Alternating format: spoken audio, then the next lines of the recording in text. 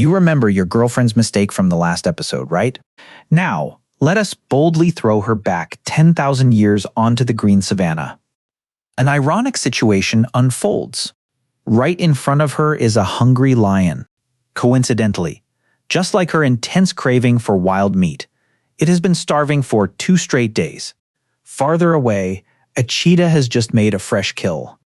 A warm gazelle lies on the dirt. The bigger cat walks over and steals the carcass, making the smaller hunter flee in fear. The result?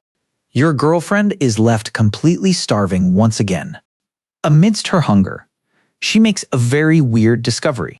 The deadliest animals in the world almost never eat each other. The big king does not eat the spotted runner, and it does not even try. Walking a bit further, she sees the exact same thing. Wolves do not eat bears, and eagles do not eat hawks. This is a sharp counterattack to your arrogance. You just smile and claim it is instinct.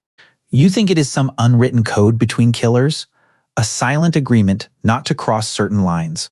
But she immediately hits you with a painful reality. The real reason is much stranger. It involves invisible poison, terrifying biological traps, and a strict mathematical rule that governs all life on Earth. The moment you finally understand it, you will not be able to stop thinking. Because this silent rule is secretly shaping your very own body right now. Now, it is your turn. Be completely quiet and obediently listen to your hot girl explain. She begins by shattering your illusions about the wild. That unwritten code you imagined, that noble instinct, they simply do not exist. Out here on the savannah, survival is governed by a ruthless mathematical rule that dictates all life on Earth. The first barrier is brutally simple. Eating requires expensive energy. When a gazelle grazes all day, it converts barely 10% of that grass into actual body mass. The other 90% burns off just to breathe. When a lion makes a kill, it only absorbs 10% of that remaining power. This shrinking scale is the energy pyramid. Now, imagine if it ignored a normal carcass and hunted a cheetah. It would ingest a fraction of a fraction. A nutritional crumb. Generating expensive energy to hunt another hunter is always a losing trade. Nature has zero patience for waste. It is physics. The energy pyramid collapses if you climb too high, making a losing trade a literal death sentence. Converting prey into body mass must be perfectly efficient. But the danger only grows worse. There are horrifying biological traps hidden in their flesh. Every creature naturally absorbs microscopic pollution. As you move higher up the food chain, this invisible poison violently concentrates. Prey animals slowly absorb heavy metals, trace mercury, and environmental pesticides. They accumulate these elements, multiplying the toxins. Scientists call this terrifying process biomagnification. Because of biomagnification, apex predators become completely saturated with concentrated heavy metals, deadly mercury, and agricultural pesticides. They are walking reservoirs of invisible poison. It is exactly why the FDA strongly warns pregnant women against eating large tuna. The FDA understands that eating high up the ladder delivers a catastrophic dose.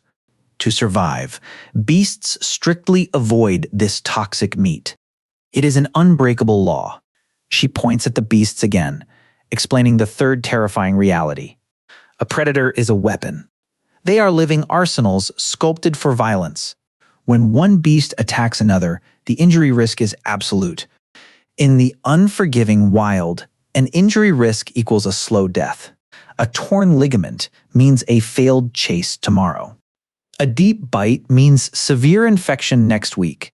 A cracked rib means suffocating during a sprint. No sane hunter will fight the most dangerous thing in their ecosystem for a small meal. If a lion attacks a cheetah, it might win, but the resulting wounds would ruin its ability to secure a fresh kill. Escaping with a limp just to eat a lean carcass instead of a normal gazelle is foolish. Even if they ignored the physical danger, another invisible horror waits inside. Consuming another carnivore triggers horrifying biological traps. Predators share the same harsh environment across the savannah, carrying similar deadly parasites. When they consume each other, they ingest a lethal biological payload. Herbivore meat is perfectly safe to process, but carnivore meat delivers a massive biological payload that their bodies were never built to handle. Consuming it directly unleashes fatal prions. These dangerous prions and shared parasites spread disease at terrifying speeds throughout their bodies. Your innate disgust reflex to rotten meat is an ancient evolutionary defense against this exact contamination. Your disgust reflex keeps you alive. So, why do they sometimes destroy each other? Scientists call it intraguild predation. It is never about securing food. It is strictly intraguild predation to permanently remove local competition. These events are pure acts of territorial violence. This territorial violence simply ensures more available prey for the victor. The loser is abandoned. A predator is a weapon.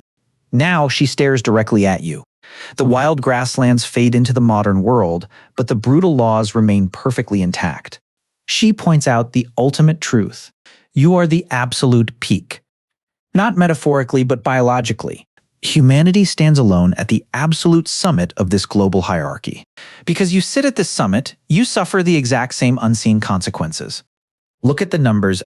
You exist in the smallest populations compared to the billions of insects beneath you, strictly controlled by that same energetic math. Look at your own tissues.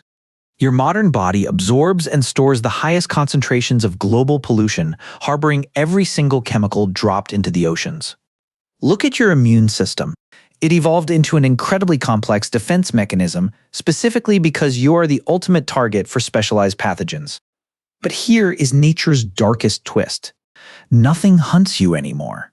We have completely eradicated our natural enemies. The space directly above humanity is entirely empty. Because no other creature dares to hunt us. There is only one force left capable of controlling the ultimate hunter. It is us. The only real danger to humanity is other humans. We have officially become our own worst nightmares. That sudden gut feeling you experience in overly crowded spaces. That creeping, unexplainable anxiety in the modern world. It is just the ancient realization that the hierarchy never vanished. It just became totally unseen. You simply forgot you were still trapped inside it.